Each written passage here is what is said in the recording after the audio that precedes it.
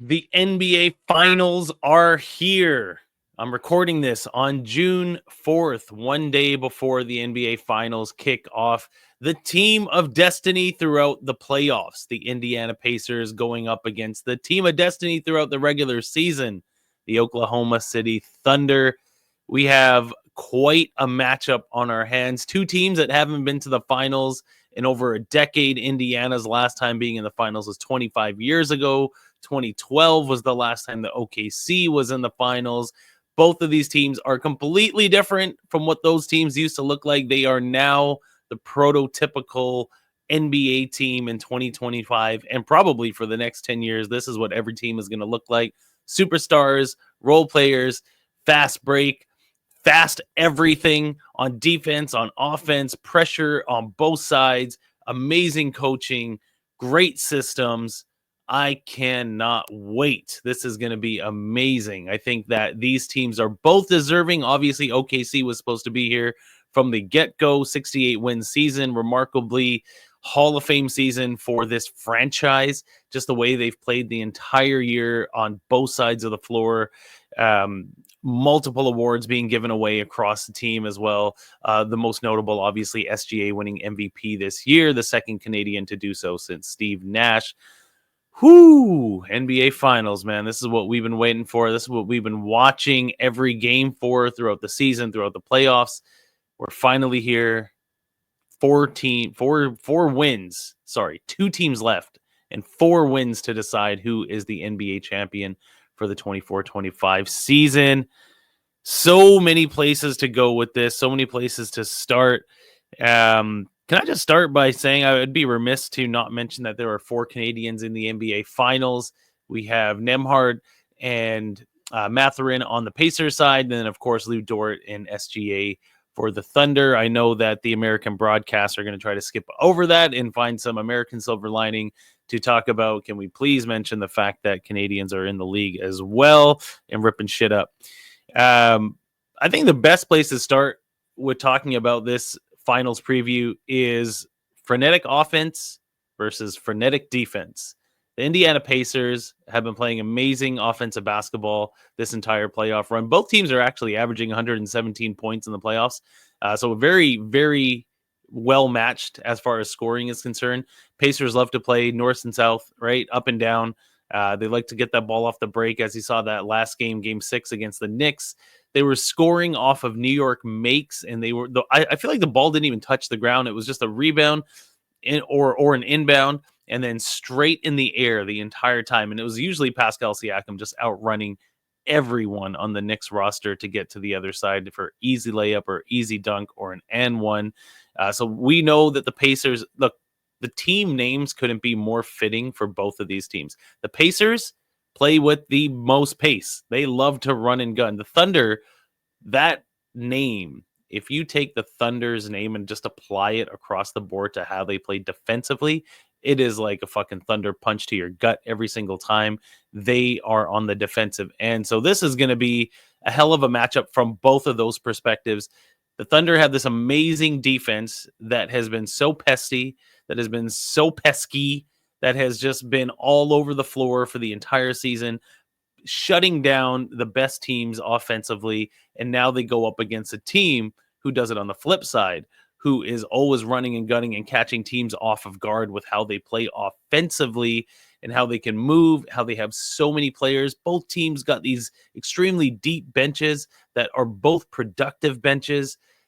Man, this is going to be a hell of a matchup. It's going to be a hell of a matchup to watch. I know that there's been a lot of statistics floating around in the last 48 hours about all the amazing things that OKC has done, and it's sort of being done in a way that is writing off, in some respects, the Pacers altogether. You know, there's so much chitter and chatter about the OKC Thunder are going to sweep them. They're going to win in 5. There's no way it's going 6. There's no way it's going 7.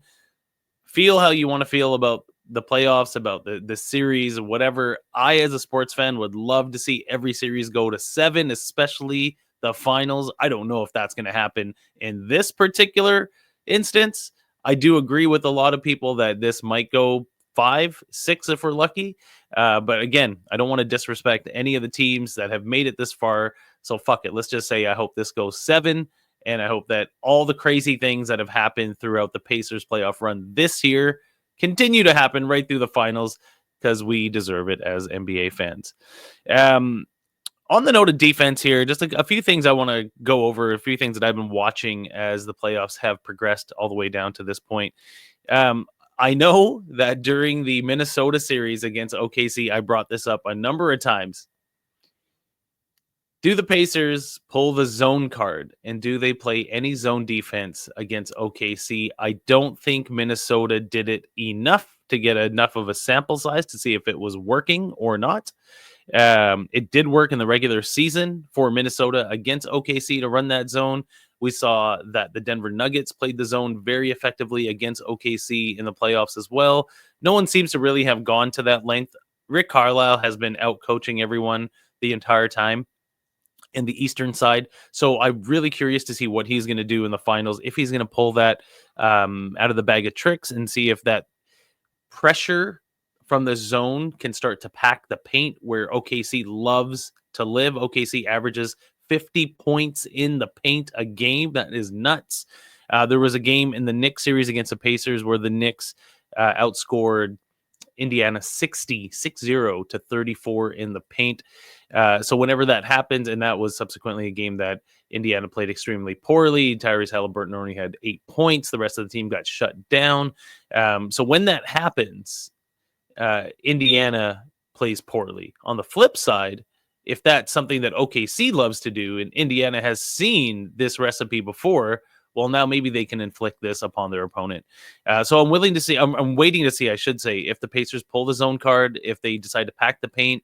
OKC loves to get to the mid-range. They love to get into the paint. So if Indiana can do anything like that to offset the defensive pressure that OKC is already going to be providing, I think that that'll be a nice little wrinkle for them on the defensive end. OKC as well is shooting poorly from three, only shooting 33% for the playoffs. Now, if you are a zone defense, you turn the offensive team into a shooting team. If Indiana decides to go zone and they turn OKC into a three-point shooting team, does that percentage stay around 33? Does it rise? Does it fall? Who knows? We'll see. But I think it is an interesting wrinkle to think about. I know from a man-to-man perspective, OKC is extremely difficult to guard. Also, as great of defensive pieces that Indiana has, especially on the perimeter as well, their big guy situation, and primarily Miles Turner, and this is something I talked about quite a bit during the Knicks series. Miles Turner was getting whooped out in space against Cat. Cat was blowing by him, getting the ball on the floor in space. I don't know if what I'm curious about is who is Miles Turner going to guard in this series. I feel like if he's out in space against Chet Holmgren is able to drive as easily to the hoop as Cat did. He's got more moves. He's a little bit better with his footwork. He doesn't flail as much. He's actually trying to score. He's not just trying to draw fouls down there. I think Chet presents some issues to Miles Turner out in space as well. If you're going to get Miles Turner in the pick and roll, it doesn't matter if he's dropping back. If he's dropping back and you got SGA running that pick and roll, he's cooked. If he's pulling up, the guards are going to go by him, and then there's no defensive pressure behind Miles Turner because there's no other bigs on Indiana. So OKC presents a lot of different matchup problems. Miles Turner kind of getting outworked on the perimeter in that New York series really opened my eyes to kind of look at who he would be guarding in this particular series, especially if OKC decides to get away from the two big lineup, like they've been running Hartenstein and Chet Holmgren to start the game. And then in that last series against Minnesota, towards the end of that series, they were subbing out Hartenstein for Alex Caruso. And then Alex Caruso was coming in as the primary defender on Rudy Gobert. Crazy enough, right? I mean, he guarded fucking Jokic in the second round. He's guarded Jokic. He's guarded Rudy Gobert. He's going to go up against a team now where there's no monsters other than Miles Turner, and he's probably breathing a sigh of relief that he gets to play against a team where he doesn't have to face any of these giant dudes. So Miles Turner, again, like if that two big lineup isn't working and they're getting Caruso in, Caruso's obviously going to not impact the defense as much from the paint perspective. But then again, we have seen that Indiana doesn't really go to those mismatches when they have them. They had them a number of times in that Knicks series, didn't go to it consistently enough. So even if they do have Caruso on Miles Turner, are they going to feed the ball into the post, and are they going to work inside out? Yet to be seen. As well on the defensive end, if we could flip that real quick then and talk about the OKC defense. OKC's defense is one of the most legendary defenses that we've seen, certainly in the last 20 years, if not ever. What are they averaging? 20 deflections a game, 10 steals a game. They recover 5 loose balls a game. They are on you from the get-go. I personally think that the biggest factor in this series, we talk about X factors all the time, we talk about role players all the time. The stars are going to be the stars. I think the stars are going to come out and shine in this series, as they have throughout the entire playoff run, which is why both these teams are here. But I think that there is one key factor to this entire series, and that is Lou Dort. I feel like Lou Dort is going to decide how this series goes, just with his defensive pressure. Let me read off a couple of stats here. When Halliburton, in his last 4 games, Halliburton against OKC has taken the least amount of shots against OKC than any other team in the NBA, primarily because of Lou Dort being the primary defender on him. In the last 122 possessions that Halliburton was guarded by Lou Dort, he scored 8 points on 10 shot attempts. 8 points on 10 shot attempts in 122 possessions when guarded by Lou Dort. That's the lowest shot rate against any individual defender or team for Tyrese Halliburton this entire year. I think Dort might be the most important person in the series. Just his defensive pressure. There was a few moments against New York where Tyrese Halliburton's bringing the ball up. He's getting pressured by Mikal Bridges the entire way, full court pressure. And then when he gets to half court, New York was sort of cheating over with the other guard, and they were pinching Tyrese Halliburton. Now, Halliburton being a smart player and being able to get rid of the ball, he was able to do so. Will he have that same success against OKC? He just fucking swamps all over the place. I don't know, and I don't think so. I look to Andrew Nembhard to bring the ball up to relieve Tyrese Halliburton and some of that pressure. I think that they could have done that a little bit more against New York, but for whatever reason, they didn't have to. They're here now, so it doesn't matter. But I think against the teams like OKC, who's going to pressure you, Lou Dort's going to get up in his jersey the entire time, the entire game, right from the get-go. I think it's going to be advantageous for the Pacers to have another ball carrier bring the ball up instead of Tyrese Halliburton. And then once the ball is over half court, get him the ball so he can operate within the offense. Another thing that does, however, Lou Dort pressuring him up court. Another really key point I want to look at in this series is how many seconds off the shot clock can OKC shave for the Pacers just pressuring them full court. In the Knicks game 6, Knicks and Pacers game 6, in the first half, the Knicks did a great job of pressuring Tyrese Halliburton. In the second half, they got away from it. In the first half, they pressured him so much so that Indiana was losing about 7 seconds off the shot clock before they even got across half court. Now, once they get across half court, and 7 seconds is gone, you now have 14 seconds to set up an offense and operate within the half court, which Indiana is not really comfortable doing. They've got a couple of pieces, namely Pascal Siakam is their main guy in a half court offense. They've got to run it through him. If that is what OKC ends up doing, is turning it into a half court game, they've got to run through Miles Turner getting mismatches on the block, and then they also got to get Pascal Siakam some touches in the post. So how many seconds are OKC going to shave off the shot clock just by full court pressuring Tyrese Halliburton? That is going to wear down Halliburton, which is why I say you need Nembhard, Nesmith, someone else to grab the ball, bring it up court, get it over half, and then start the offense. The other thing that does is OKC, by pressuring Indiana full court the way as I'm describing, now takes away the bread and butter of the Indiana Pacers, which is run and gun, which is fast break points. If they aren't able to get out on the break, if they aren't able to run, if they are not able to, off a make shot, have Pascal Siakam turn the other way and run past all the defenders as he did against the Knicks, Now you've got two problems. Now you've got the problem of we're not getting fast break points, which is our bread and butter. We're not running and gunning. We're not getting the other team tired. We're now being forced into a half court set, and we're being pressured all the way down the court. This is OKC in a nutshell, right? They've been doing this to every team the entire season and in the playoffs, which makes it so difficult to react to them in the first two games of a series because you've just never seen it before. You've never seen the energy, their commitment, their discipline on defense. Probably the last team that I've seen do this defensively was the 2004 Detroit Pistons, one of my favorite teams. Chauncey Billups, Rip Hamilton, Tayshaun Prince, Rasheed Wallace, Ben Wallace. That team was fucking amazing. They beat the Lakers 4-1 in that series to win the championship. And let me tell you, and Nico Harrison will tell you the same thing, defense wins championships.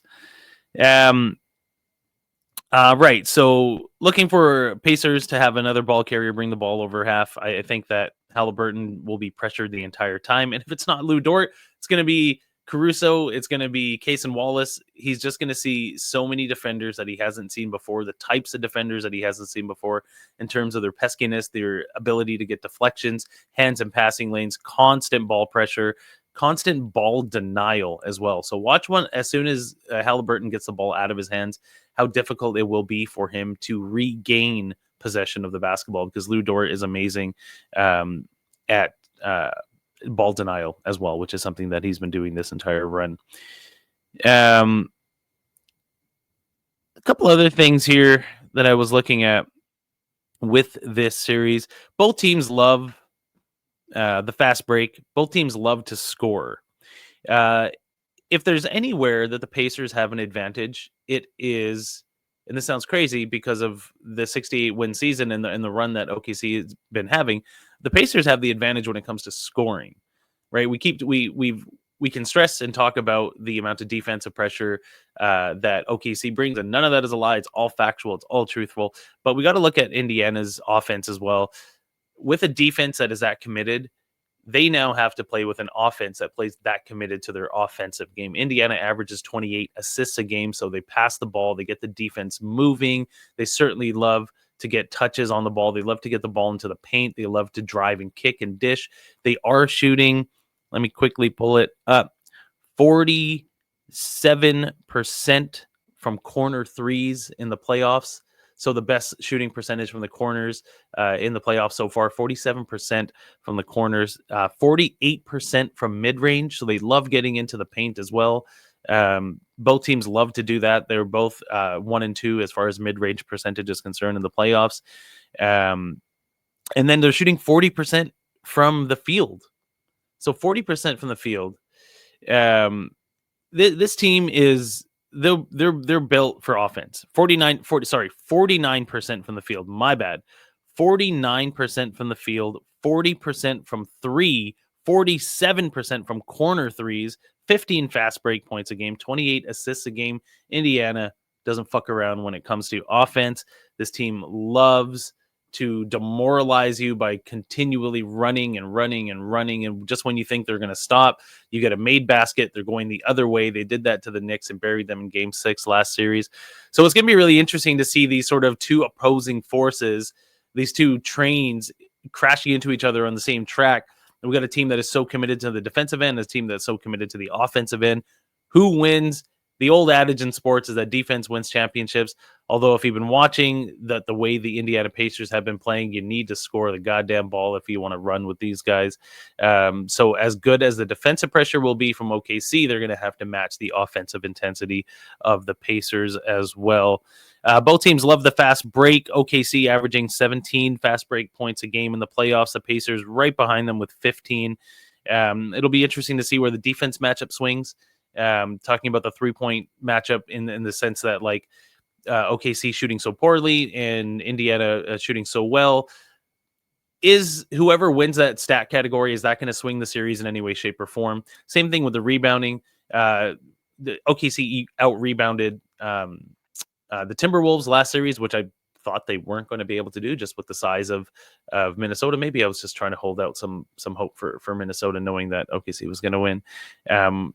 Or thinking OKC was going to win anyway.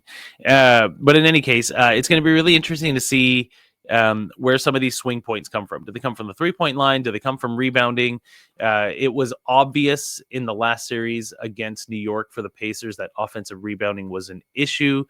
Mitchell Robinson was chewing them up inside. The same could be said for Isaiah Hartenstein. He's always crashing the boards. He's always down low. He's a beast down there. And I think that if he's going to cause the same problems for Miles Turner that Mitchell Robinson did, you've got a team like OKC that loves to have their guards crash for rebounds. Lou Dort likes to get down there. Kaysen Wallace likes to get down there.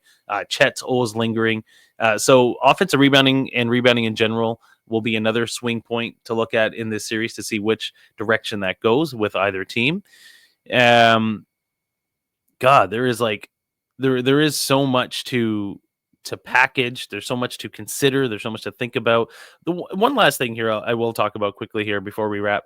I don't want to get too much into it because I'm stoked for the game. I know that a lot of these storylines will get shifted as the series goes on. But one thing that I did notice, and I kind of spoke to this a few minutes ago, talking about the amount of seconds that New York would shave off the shot clock for Tyrese Haliburton with the full court pressure. I feel like the same thing is going to happen with this series. OKC loves to pressure anyways. They only need 4 wins to get a championship. I think they know what is at stake. They can see the prize in front of them. It is their series to lose in some respects, as everyone is saying.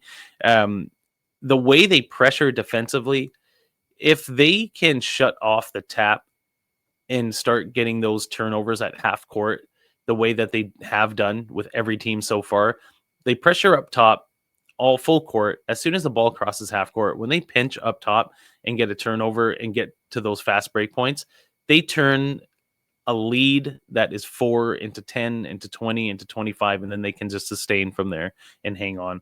It's going to be really interesting to see how Indiana, a team that doesn't turn the ball over, a team that is really smart with their possessions, it's going to be interesting to see how they react to the defensive pressure.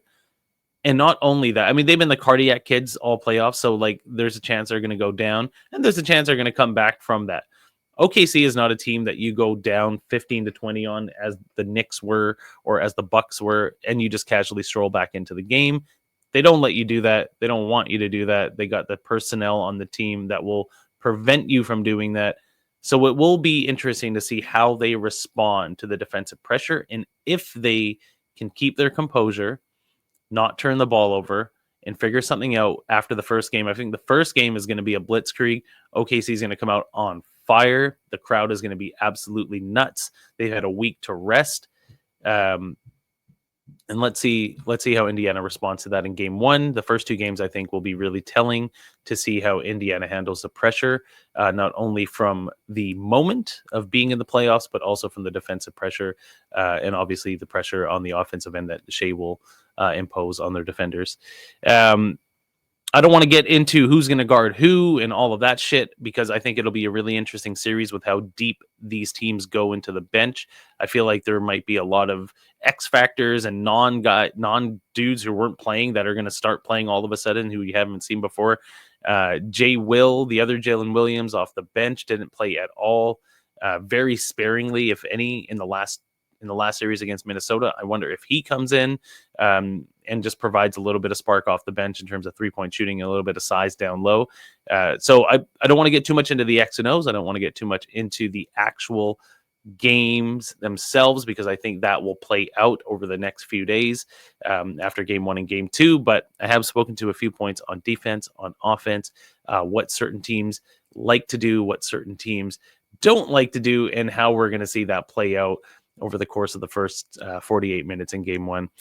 Game 1 goes tomorrow in OKC. The crowd is going to be rollicking. It's going to be nuts. This is exactly what we've waited the entire season for. I'm pumped. I know you're pumped. Anybody that watches the NBA is ready to see a finals matchup with 2 teams who haven't been here in a long time. So it's a different look.